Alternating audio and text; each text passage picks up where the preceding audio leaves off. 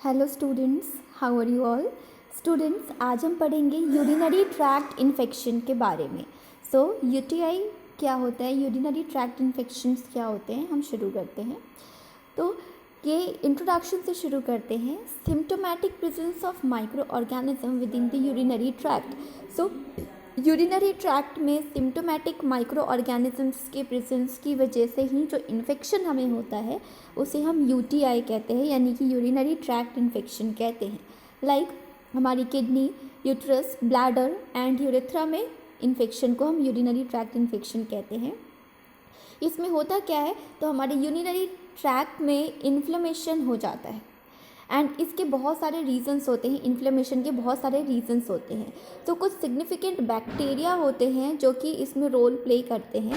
सो significant bacteria क्या है?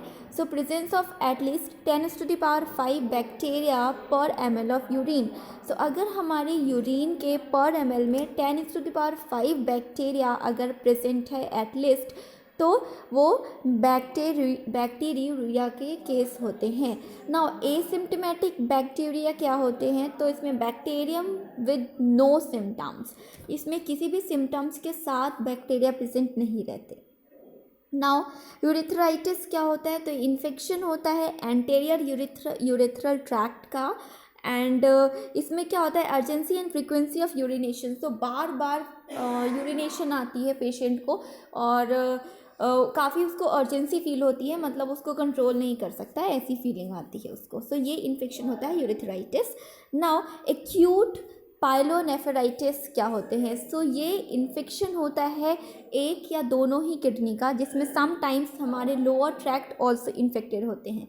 Like पायूरिया, fever, painful micturition, ये सारे इसके सिम्टम्स है, ये सारी प्रॉब्लम होती है। नाउ क्रोनिक, अब क्या होता है, हमने इससे पहले पढ़ा था एक्यूट पाइलोनेफ्राइटिस, अब हम पढ़ रहे हैं क्रोनिक पाइलोनेफ्राइटिस। सो इसमें particular type of pathology of kidney. So इसमें क्या होता है कि इसमें पर्टिकुलर टाइप ऑफ पैथोलॉजी होती है किडनी की, जिसमें may and may not be due to infection, जो कि हो भी सकते हैं और नहीं भी हो सकते हैं इन्फेक्शन की वजह से। Now UTI terminology. सो हम कुछ टर्मिनोलॉजी की बात करते हैं यूटीआई की। So first is uncomplicated. Uncomplicated क्या होता है? जिसमें यूटीआई में कोई भी अंडरलाइंग रीनल और न्यूरोलॉजिक डिसीज ना हो। कॉम्प्लिकेटेड यूटीआई क्या होता है? तो ये ऐसा यूटीआई होता है जिसमें अंडरलाइन स्ट्रक्चरल, मेडिकल और न्यूरोलॉजिक डिसीज होती हैं। नाउ रेकरेंट क्या होता है? जिसमें रेकरेंट में क्या होता है, less than 3 symptomatic UTIs with in 12 months following clinical therapy.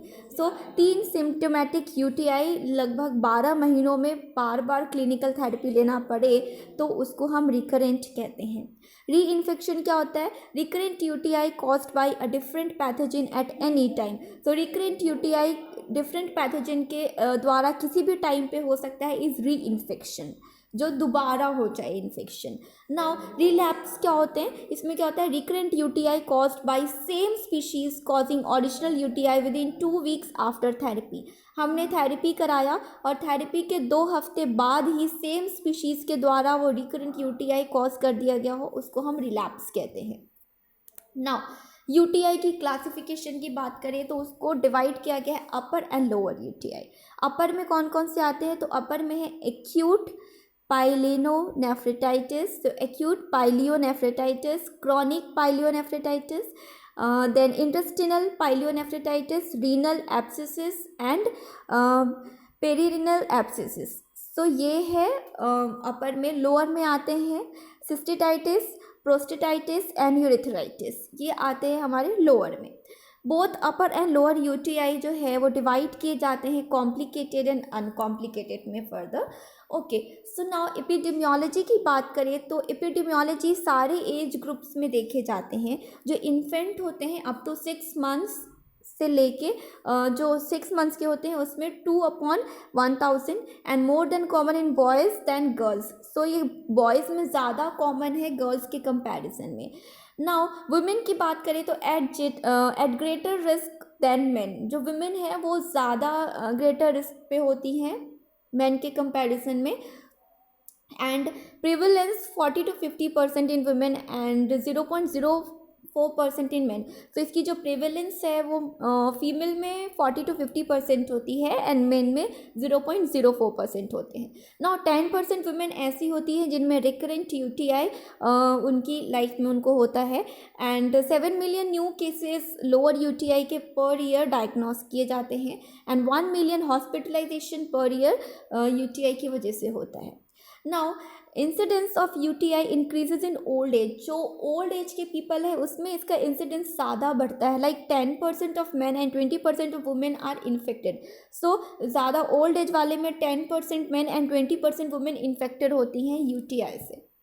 ना इटियोलॉजी की बात करें तो एक्यूट अनकॉम्प्लिकेटेड यूटीआई की बात करें तो इसमें ई कोलाई एक पैथोजन है जो कि ये कॉज करता है। अबाउट 80% यूटीआई जो है वो ई कोलाई कॉज करता है जो कि एक्यूट अनकॉम्प्लिकेटेड यूटीआई होता है एंड 20% यूटीआई कॉज किया जाता है gram negative enteric bacteria Klebsiella and Proteus के द्वारा एंड ग्राम पॉजिटिव कोकाई में स्ट्रेप्टोकोकस एंड स्टेफाइलोकोकस के द्वारा कॉज किए जाते हैं। So S. saprophyticus restricted to infections in young sexually active women.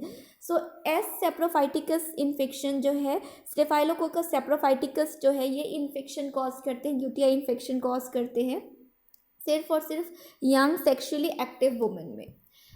Okay, now pathogenesis की बात करें तो 4 रूट्स होते हैं बैक्टीरियल एंट्री की यूरिनरी ट्रैक्ट में। First ascending infection, second blood borne spread, third lymphogenous spread and fourth is direct extension from other organs. तो ये 4 रूट है जहाँ से यूटीआई एंटर कर सकते हैं यूरिनरी ट्रैक्ट में, ये इन्फेक्शन हो सकता है ना। असेंडिंग इन्फेक्शन क्या होता है, वो बहुत ही कॉमन रूट होता है। इसमें ऑर्गेनिज्म एसेंड करते हैं हमारे यूरेथ्रा के थ्रू हमारे ब्लैडर में, लाइक ऑर्गेनिज्म वो कॉलोनाइज करते हैं हमारे कॉलोनाइज करते हैं हमारे प्रीनल एंड प्री यूरेथ्रल एरियाज में, देन ये एसेंड करते हैं ब्लैडर में एंड देन हमें ये यूटीआई कॉज कर देते हैं। ओके, नाउ हेमेटोजेनियस स्प्रेड क्या होता है, तो इसमें ब्लड बॉर्न स्प्रेड होता है किडनी तक एंड ये occurs in bacteria mostly staphylococcus aureus. Now कौन कौन से ऑर्गेनिजम्स होते हैं, सो ई कोलाई का जो ई कोलाई के काफ़ी सारे स्ट्रेन्स ऐसे हैं जो कि प्रेजेंट होते हैं एंड ये कुछ इन्फेक्शंस कॉज करते हैं। इनके वायरुलेंस फैक्टर की बात करें तो ये fimbriae and resistant to serum bactericidal activity, increased amounts of capsular K antigen activity, toxin production of urease enzyme proteases species. तो ये इनके वायलेंस फैक्टर्स हैं।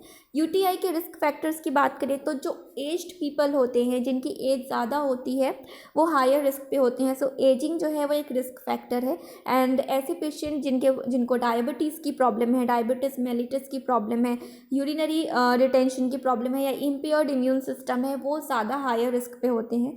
फीमेल्स जो है वो हायर रिस्क पे होती हैं। Shorter urethra, sexual intercourse and contraceptives and incomplete bladder emptying with age, इनसे इनका जो रिस्क है वो बढ़ जाता है।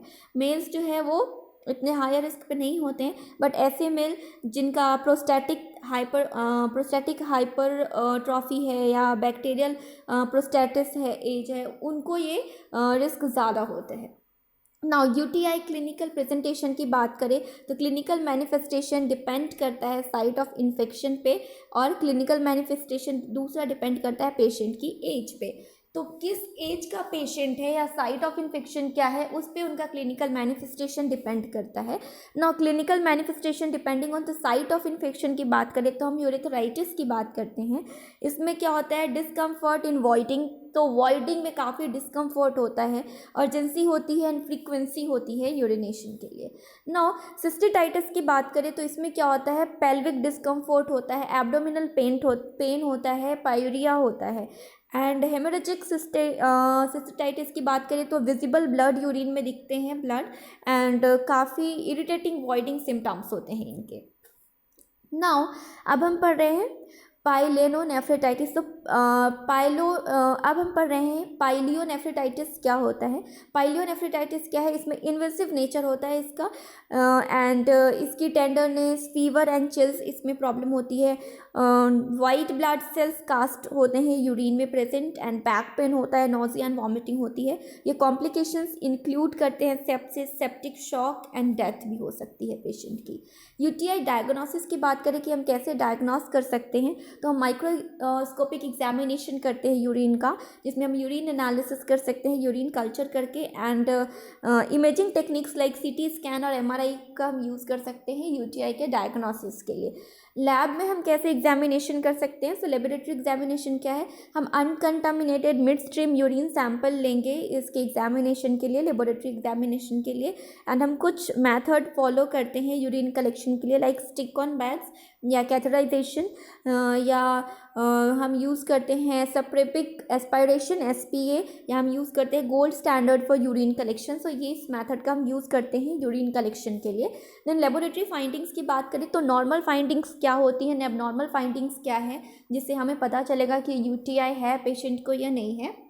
तो इनकी कंपैरिजन चार्ट देखें तो नॉर्मल फाइंडिंग्स में क्या है, यूरिन का pH 4.6 to 8 होना चाहिए, जबकि एबनॉर्मल फाइंडिंग्स में pH जो है वो एल्कलाइन होगा, एल्कलिनिटी बढ़ी हुई होगी, एंड जो अपीयरेंस है वो क्लियर होना चाहिए नॉर्मल फाइंडिंग के केस में, लेकिन अगर कुछ एबनॉर्मलिटीज़ है तो अपीयरेंस थोड़ी क्लाउडी होगी। कलर नॉर्मली जो कलर है यूरिन का वो पेल टू एम्बर येलो होना चाहिए, लेकिन इस केस में अगर कुछ एबनॉर्मलिटीज़ है तो कलर इसकी डीप एम्बर होगी। और नॉर्मली यूरिन में कोई भी ब्लड प्रेजेंट नहीं होना चाहिए, ना ही कोई ऑडर होना चाहिए, एरोमेटिक नहीं होना चाहिए। इसमें क्या होता है कि फाउल स्मेलिंग होगी, गंदी सी सड़ी हुई स्मेल आएगी, और इसका जो ब्लड प्रेजेंट हो सकते हैं यूरिन में अगर एबनॉर्मलिटीज़ है तो। नाउ WBC एब्सेंट होना चाहिए नॉर्मली, लेकिन एबनॉर्मलिटीज़ के केस में WBC प्रेजेंट होते हैं यूरिन में। बैक्टीरिया एब्सेंट होते हैं नॉर्मली, बट अगर कोई ऐसी प्रॉब्लम है, यूटीआई है, तो बैक्टीरिया प्रेजेंट होते हैं। नाउ यूरिनालिसिस क्या है, सो यूरिनालिसिस क्या है, प्रेजेंस ऑफ पस, WBC एंड RBC। अगर पस, WBC और RBC प्रेजेंट है यूरिन में तो ये यूरिनालिसिस है।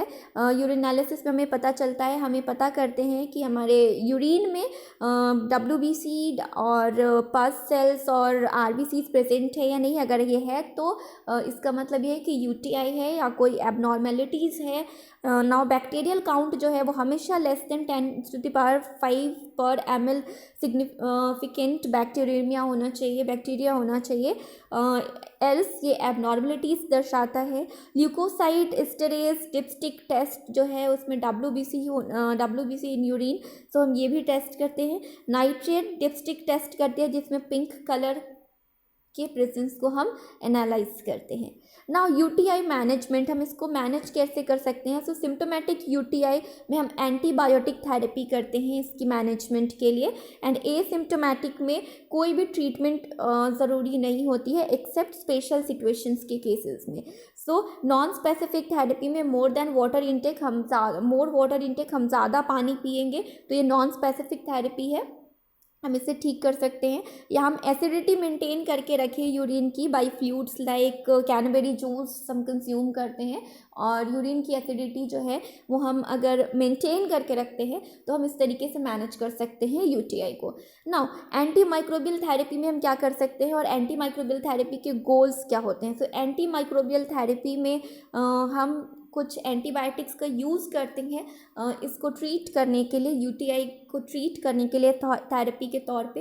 एंड इनका गोल क्या होता है इन थेरेपी का, तो इस थेरेपी में हम इन्फेक्शन को एलिमिनेट करना चाहते हैं एंड एक्यूट सिम्टम्स से रिलीफ दिलाना चाहते हैं पेशेंट को, एंड रिकरेंस और लॉन्ग टर्म कॉम्प्लिकेशन को प्रिवेंट करना चाहते हैं। ये गोल होते हैं एंटी माइक्रोबियल थेरेपी के। नाउ डिसीजन टू हॉस्पिटलाइज और ट्रीटमेंट कंसिड्रेशन ये डिपेंड करता है। नाउ आइडियल एंटीबायोटिक्स क्या है जो जिनको यूटीआई के लिए यूज़ किया जाता है, तो adequate coverage over E coli and concentration in urine, duration of therapy, low resistance, cost and low adverse effect profile, ये आइडियल एंटीबायोटिक्स हैं यूटीआई के। नाउ ट्रीटमेंट ड्यूरेशन क्या है, सो सिंगल डोज थेरेपी अगर करते हैं तो 3 डेज कोर्स होता है या 7 डेज कोर्स होता है या 10 to 14 डेज कोर्स होते हैं।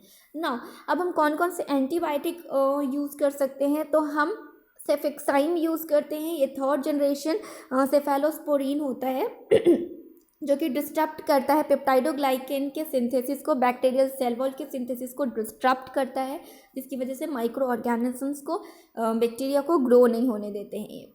इनके एडवर्स इफेक्ट क्या है इस एंटीबायोटिक के, तो रैश हो सकता है, डायरिया हो सकता है, थ्रोम्बोसाइटोपिनिया हो सकता है और ल्यूकोपिनिया हो सकता है, ये इनके एडवर्स इफेक्ट है। नाउ सेकेंड एंटीबायोटिक है एमॉक्सिलिन। एमॉक्सिलिन पेनिसिलिन क्लास का एंटीबायोटिक जो कि इनहिबिट करता है cross linking of peptidoglycan polymer chains with is the major component of bacterial cell wall. So bacterial cell wall का जो मेजर कंपोनेंट है पेप्टाइडोग्लाइकेन चेन को की क्रॉस लिंकिंग को ये इनहिबिट करते हैं, जिसकी वजह से बैक्टीरिया ग्रो नहीं कर पाते हैं। सो इस एंटीबायोटिक का भी यूज़ किया जाता है यूटीआई के ट्रीटमेंट के तौर पे। इनके एडवर्स इफेक्ट क्या होते हैं, रैश, जीआई डिस्टर्बेंसेस हो सकती है, रीनल डिसफंक्शन हो सकता है, एंटीबायोटिक एसोसिएटेड कोलाइटिस, लेथार्जी हो सकती है and contradictions like penicillin hyper sensitivity हो सकती है। ओके नाउ अब हम पढ़ते हैं सिप्रोफ्लेक्स। अब क्या है सिप्रोफ्लॉक्सिन क्या है, सिप्रोफ्लॉक्सिन हम क्यों यूज़ करते हैं, तो ये फ्लोरोक्यूनोलाइन एंटीबायोटिक है एंड इसको भी यूटीआई के ट्रीटमेंट के लिए यूज़ किया जाता है। ये बैक्टीरिया के डीएनए डायरेज एंड बैक्टीरिया के topoisomerase 1,5 and the enzymes necessary for separation of bacterial DNA. Bacterial DNA के सेपरेशन के लिए जो 2 इंजाइम्स चाहिए उनको ये इनहिबिट कर देते हैं ताकि उनका सेल डिवीजन रुक जाए। एंड इस एंटीबायोटिक के क्या एडवर्स इफेक्ट है, तो इससे पेरिफेरल न्यूरोपैथी और रैप्डोमाइलोसिस एंड स्टीवन जॉन्स सिंड्रोम या हेमोलाइटिक एनीमिया एक्सेट्रा हो सकते हैं, इनके एडवर्स इफेक्ट है। इनकी सर्जिकल ट्रीटमेंट की बात करें तो सर्जिकल ट्रीटमेंट में हम सर्जिकली रिमूव करते हैं रीनल कैल्कुलाई को या ब्लैडर कैल्कुलाई को एंड हम यूरेट्रोप्लास्टी भी यूज़ कर सकते हैं। हम साथ ही साथ यूज़ कर सकते हैं reimplementation of uterus in view are present.